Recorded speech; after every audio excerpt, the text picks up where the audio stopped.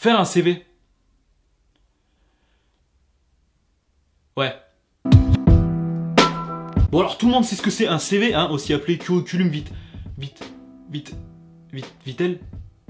Ouais bon bref, un CV quoi. Bon et si t'as 8 ans et demi, je vais t'expliquer, t'inquiète pas. Alors le CV c'est un document détaillant le parcours et autres compétences acquises d'un individu.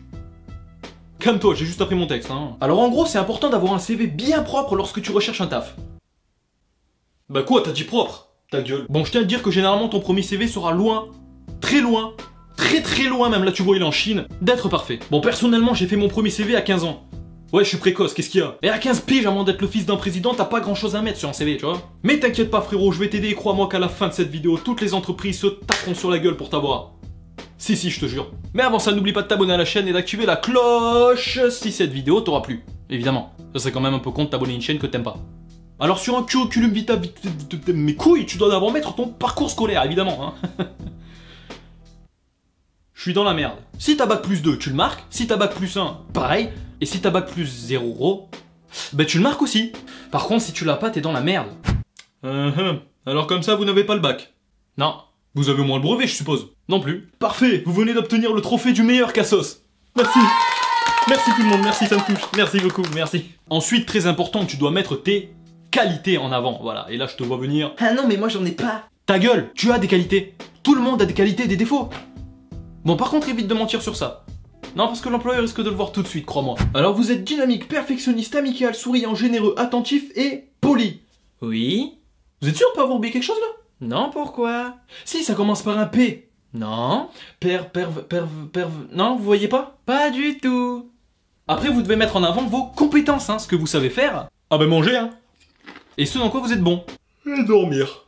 Et bien entendu, tes expériences professionnelles. Et là, pareil, ne t'invente pas une vie. Ça ne sert à rien. Alors vous me dites que vous avez une expérience professionnelle dans la restauration, l'hôtellerie, la vente, l'animation, le secourisme, les forces de l'ordre et la congo-lexicalisation des lois du marché. Ouais. Mais vous recherchez quel poste exactement? Et pourquoi êtes-vous ici?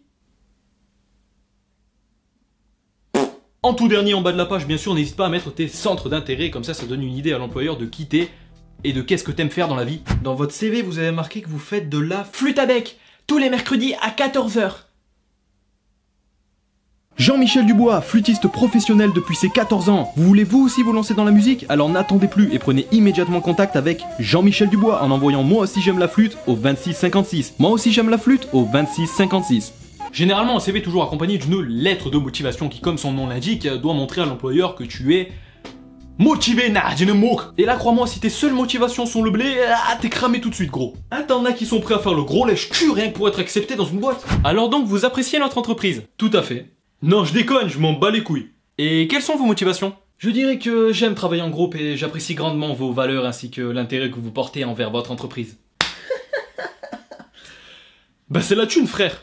Et voilà, on arrive à la fin de cette vidéo, je pense avoir à peu près tout dit. Si toi aussi tu pratiques la flûte à bec, partage cette vidéo. Sur ce, je vous dis à la prochaine. Des bisous et vive les flûtistes.